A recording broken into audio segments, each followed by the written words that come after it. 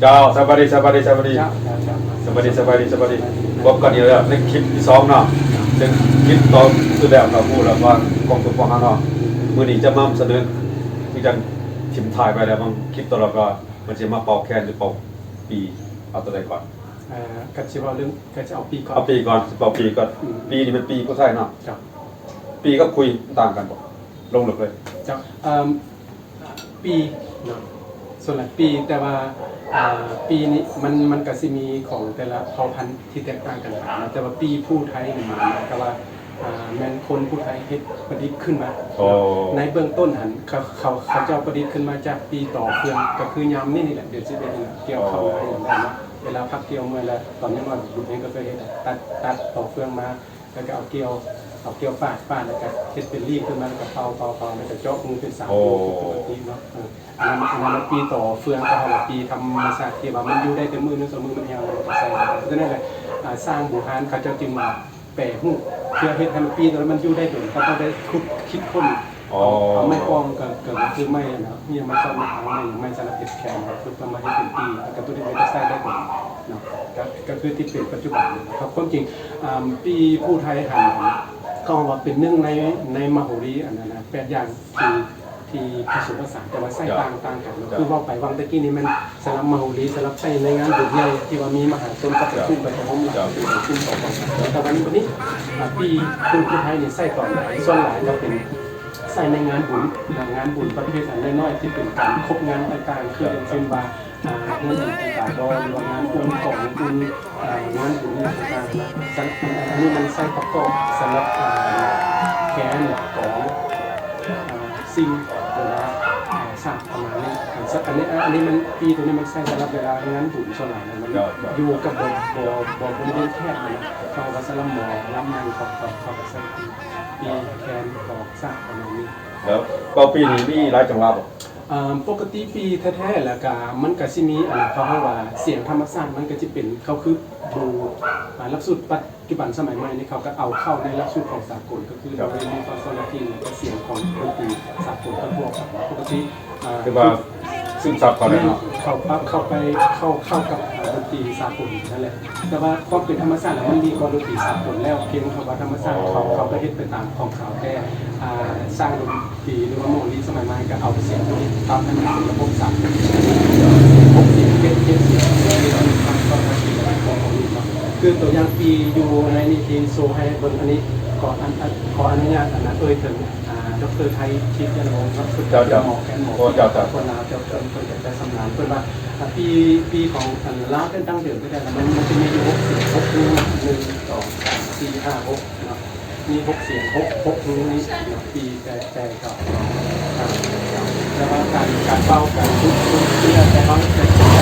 เวลาแต่ทำก็หลายจะใช้ในเวลางานบุญงานบุญยุคนั้นก็แล้วแต่งานบุญวัดแต่ก็สุดแล้วแต่ไม่มาเลยได้จังหวะเนาะแล้วก็เราเอาเสียงสดๆจังหวะหนึ่งครับข้าพเจ้ากับบ่คอยสำนานในเรื่องปีแต่ว่าเนื่องจากว่าในนามว่าปีผู้ไทยเขากับพอหูแต่ว่ากับพอจะใส่ได้แต่ว่าบ่เก่งแต่กับพอเสียงสาธิตให้ฟังเสียงสดปีผู้ไทยมันก็จะไปกับจังหวะของล้ำผู้ไทยส่วนหลายจะสอดเสียงใส่ไปกับแคนกับศิสาธิตให้ฟังให้เบิ่งน้อยนึงเนาะครับข้าพเจ้าจะบ่สำนานเรื่องปีแต่ว่ากับพอหูแต่เนื่องจากว่านี่ก็เป็นปีผู้ไทยเนาะ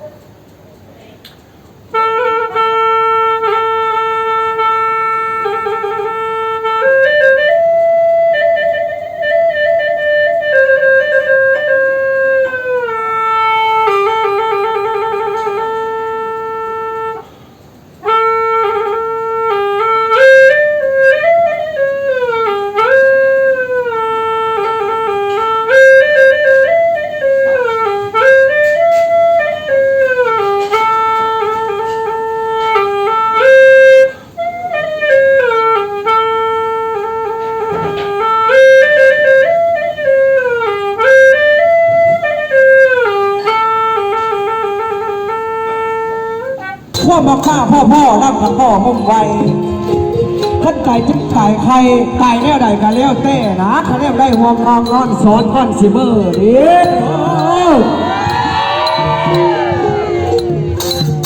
โอ้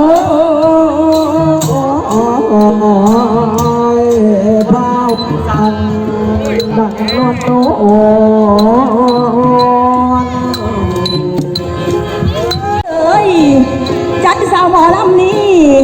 น้องมีพ่อใจสั่งโอ้ยน้ำสายอายพี่เด้อบ่าวผู้ไทย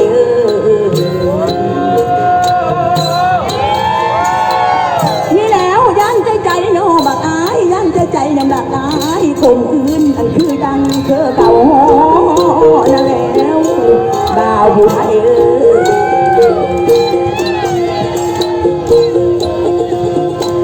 โอ้ยโอ้โตให้สาวผู้ไทยนางโตให้สาวผู้ไทยนางดังน้ำตาย้อยโตให้คอยอายโอ้ยเดินหายจนวันอายได้อายโอ้ยเด้โตให้นางนาน้อยโตให้นางนาน้อยอันคอยอายพันมาอันคอยอายพันมาเด้ทะเลบางผู้ไทยเอ้ยยันจะมาโต๊ะน้องลงจ่ายที่ซื้อมันว่าทรายได้หือผัดว่าน้องมาปาหนามนั่นแล้วบาผู้ไทยเอ้ยบาผู้ไทยเอ้ย เฮ้ยจังไหนเจอแล้วเนาะมันเป็นพวกมากเข้าในนักบ้านโยน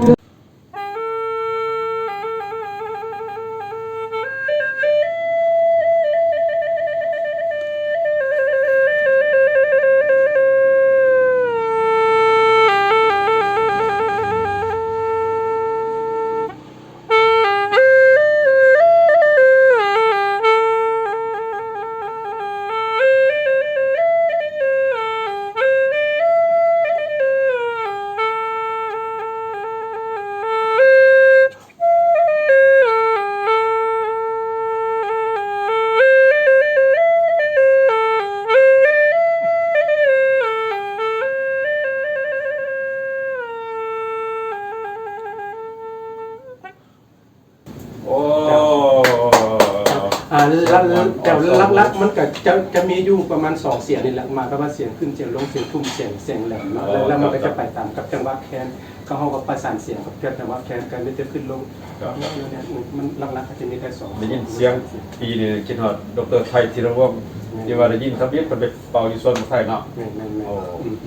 ก็ถือว่าจิตบนเพลงมันมีความสามารถหลายอย่างนังเรือนดนตรีมอรีเนาะเป่าแค้นก็ได้ตีกองตุ่มกองพางก็ได้เป่าสไนกระจับปีซีซ้อหรือว่าครบถ้วนโอ้ถือว่ากำเนิดของปีนี่มันมาจากพวกเขานะคนนี้จะ แม่นปีต่อเฟือง ต่อเฟือง เมื่อก่อนนะเกิดมาจากต่อเฟืองที่ว่าเขาเกี่ยวเข้าแล้วเขาก็จะเห็นว่าโอ้เมื่อยแล้วพักผ่อนแล้วกระตัดต่อเฟืองขึ้นมาที่เป่าก็เป็นที่เป็นจังหวะ ซึ่งบอกเข้าใจในบางตัวนี้เขาแกงบูฮานเป็นไปคิดจะได้เนาะใช่ไหมไปเกี่ยวเขายินเสียงลมพัดลมตีต่อเฟืองดังปูนสันทีว่าจึงคิดว่า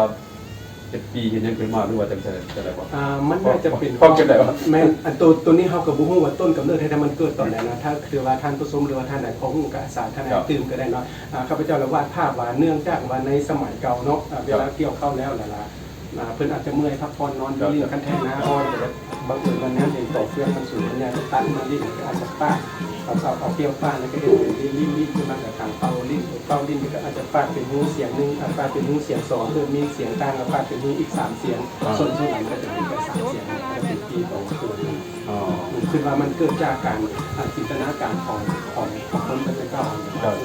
สิ่งนี้เลยจำมาปฏิใส่และเฮ็ดจะได้ใช้มันอยู่ตัวนี้แล้วคือคนเป็นมามันต้องได้เอาไม้แคนอีกมาเพื่อให้ดูเดี๋ยวจะใช้ได้ตลอดที่เป็นมาเป็น สมัยก็ว่าจะเห็นธรรมศาสตร์เนาะประกบกันธรรมศาสตร์กับธรรมศาสตร์ลบมาเห็ดเรื่องเวลาเกี่ยวเขาเกิดที่ชอบลมเนาะลมแห้งเรามันจะต่อเฟืองมันจะเป็นหู้เนาะแล้วเฟืองลมพัดมันก็จะดังเสียงบูบีอะไรก็แล้วแต่แล้วก็ต่อแกบูฮานก็เลยป่ะอาจจะเอามาเห็ดเป่าดินเป่าเชียร์บ่มันก็อาจจะยังเนาะอาจจะเป็นต้นกำเนิดบ่ได้จังได๋เพราะว่าคือกันครับพอกระหมู่คือกันแต่ว่าฟอนทางบังมักเอาแบ่งบังไฟไม่เฮ็ดหั่นอันนี้ก็เนื่องมาจากว่าอันนั้นพอกระหมู่หั่นอีปั่นครับไปให้ไปสวนแล้วเอาน้ำใส่กระบังไปให้ไปสวนหาอยู่หากินหยังก็แล้วแต่ก็ได้ยินเสียงน้ำในกระบังดังตีเป็นปงเป้งเนาะเวลาน้ำมันบ่เต็มเนาะน้ำมันยังก็ดังไปเนาะฉะนั้นพอกระหมู่จึงเอาเอกลักษณ์ของทางบังมาจาก มาจากไปหัวไปสวนนะคันแม่นผูกตามผูกท่อไม้ก็ไปเห็นแม่งกับเบื่อไปเห็นอีหยังมีปลาอยู่ดงเห็นหยังก็มันเป็นลายหนักลายก็แม่งกับเบื่อลายหยังก็แล้วแต่นี่คือความเป็นธรรมชาติอ่ะบรรพบุรุษเฮาเอามาสร้างสีสันนะเป็นนะคือพระพุทธเจ้าเอาอันนี้มาเป็นปีพุทธไทยเนาะจับก็ถือว่าได้ฮู้พอสมควรแล้วแต่กับมโหรีบ้านเฮาทราบกันต่อปีต่อไปที่บทเพลงจะนำเสนอเรื่องเป่าแคนหรือประจำปี อันนั้นแคนก้อนก็ได้เพราะว่าเขาเอาแคนมันำ ครับสำหรับคลิปมื้อนี้ก็ขอบใจท่านบนเพลงอีกหลายๆที่ให้การร่วมมือเนาะพบกันในคลิปต่อไปเนาะสำหรับคลิปมื้อนี้สบายดีครับ พันละสู้ตะปางพันละเป็นตะปางจะขอตั้งแต่พนาตายกาพี่น้องจังจะได้อยู่ซอดนอดสู้บนบนไทย ย่อม้วนในพี่ดงที่ย่อม้วนในพี่ดงอาย